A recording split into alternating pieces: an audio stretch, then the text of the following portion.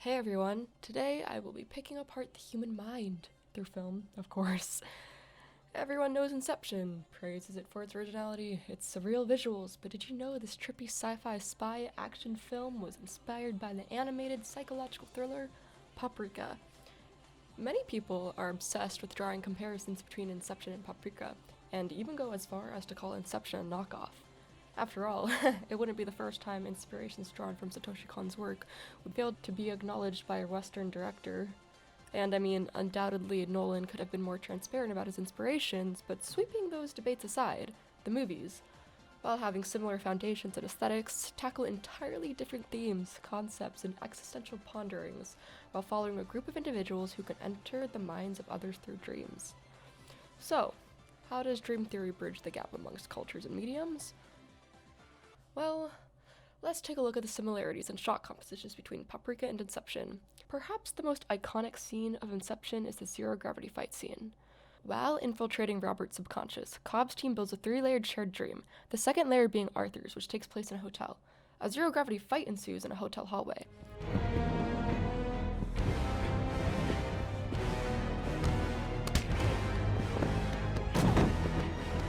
This scene is widely recognized as one of the most mind-blowing scenes in cinema, even more so considering no CGI was used.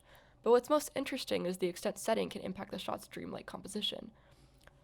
Nolan is not the first director to utilize the eeriness of hotel hallways to his advantage, as the opening dream sequence of Paprika is our first introduction to the DC Mini, a device that allows you to experience someone else's dreams. It takes us through Paprika guiding Detective Kanakawa through dream therapy, and we watch as Kanakawa's recurring nightmare of an unsolved homicide case comes to a close in a deteriorating, shape-shifting hallway. Kahn and Nolan have immortalized the subconscious mind in cinema through entirely different mediums, from entirely different cultural perspectives, with entirely different stories in mind, and the dreamlike sensation of hotel hallways remains a constant. What's so fascinating about the obvious similarities between Paprika and Inception cinematography is that they can coexist while drawing from the same inspirations. Inception is a film aesthetically inspired by surrealism, while Paprika is a surrealist film.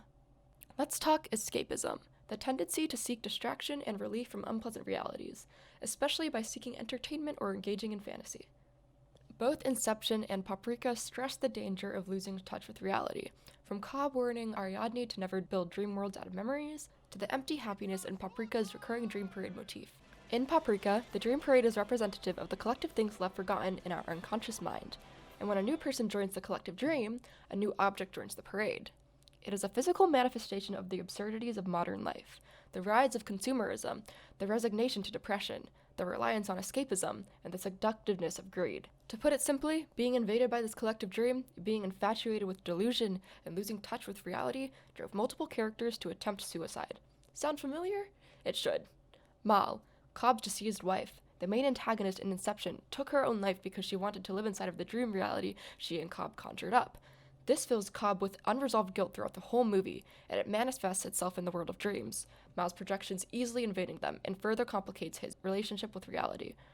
Can't stay here to be with her. Mal fuels his obsession with spinning his totem, keeps him from returning to his children, and represents the doubt of whether or not he's in a dream. In order for Cobb's doubts to subside, Mal must be defeated, and he must accept that she's gone.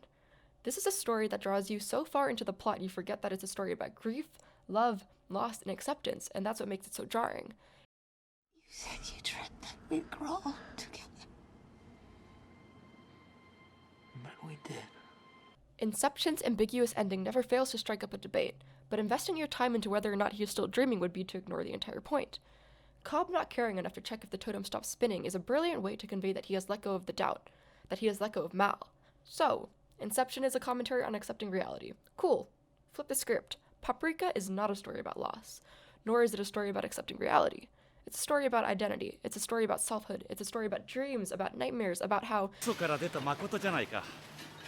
大事にしろよ。ああ、嘘も誠もな。 Paprika's theme of duality, finding a way to balance both reality and fiction, is made especially clear with Atsuko Chiba and her alter ego, Paprika. At its core, Paprika is a story about a woman who struggles between who she wants to be and who she thinks she has to be. What we learn at the end of the movie is that all parts of her identity are her, and the conflict stems from her inability to embrace dreams and reality. Paprika conveys that each of those personalities or elaborate acts you feel you put up are all a part of you, and they're all equally authentic. Each and every part of you, every persona, is just as noble as the last. With all that comparing and contrasting in mind, it is important to acknowledge the inspirations of each film. Satoshi Kon's works are notoriously globally influenced, and it's obvious, from direct homages to films to inanimate landmarks from across the world being brought to life. In a 2007 interview, Kon addresses the impact Hollywood has had on his films. Quote, "I was brought up during the rapid economic development period in Japan, after the war, and the United States occupied Japan for a time. Many Japanese people were dreaming about having a Japan that was as plentiful as the United States seemed to be. Many people worked very hard in order to make a country that would be as rich as the United States. Naturally, many of us looked to Hollywood movies. These were movies where things seemed very bountiful, so the image sources I rely on, time and again, are Hollywood movies. The most obvious homage to Hollywood pop culture is Kanekawa's recurring nightmare subplot. It flicks through him living out blockbuster adventures from movies like The Greatest Show on Earth, Tarzan, Roman Holiday, and From Russia with Love. Other nods include Paprika straight up turning into Tinkerbell and Pinocchio. With this in mind, Inception, a Hollywood blockbuster, though clearly inspired by Paprika, fails to capture the appearance of dreams and psychological instability in the ways Satoshi Kon did. That is not to negate Nolan's genius with the medium he decided to work with, and, to put it simply, animation allows for more freedom in creating psychedelic visuals than a camera, but it's also why Paprika slipped through the cracks in regards to praise. Animation as a medium continues to face harsh stigma. People often claim that it's just a cartoon, or it's for kids, leading it to be dismissed by professionals and casual viewers alike. Though beloved shows like Gravity Falls, Adventure Time, and Rick and Morty are proving that cartoons can be enjoyed across all ages, animated films are written off as the children's category in big-name award shows. Christopher Nolan's vision of Inception should not be overlooked, but neither should the influence of Paprika, and it is vital to embrace both the similarities and differences.